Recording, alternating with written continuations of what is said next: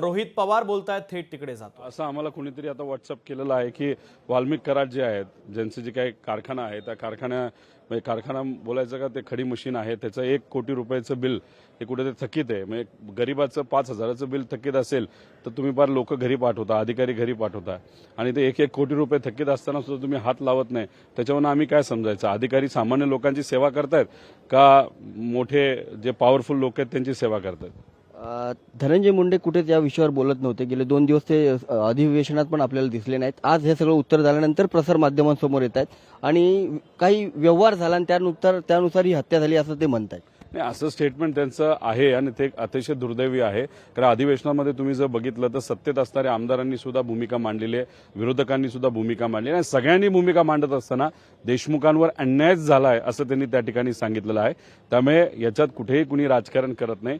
सर्व पक्षाचे आमदार हे प्रामाणिकपणे देशमुखांची भूमिका त्या ठिकाणी घेतात, त्यांच्या परिवाराला न्याय मिळावा अशी भूमिका तिथे घेत आहेत.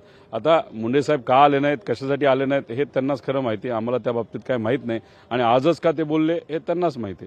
धन्यवाद आमच्याशी बोलल्याबद्दल. तर धनंजय मुंडे नेमकं आज का म्हणाले असा देखील सवाल जो आहे तो रोहित पवार यांनी उपस्थित केला आहे. मात्र या सगळ्या प्रकरणामध्ये वाल्मिक कराड हे मुख्य सूत्रधार आहेत, त्यांच्यावर कारवाई होणं गरजेचं आहे असं देखील रोहित पवार यांनी मत व्यक्त केलेलं आहे. त्यामुळे रोहित पवार सोबत उमेश करंजकर, लोकशाही न्यूज, नागपूर.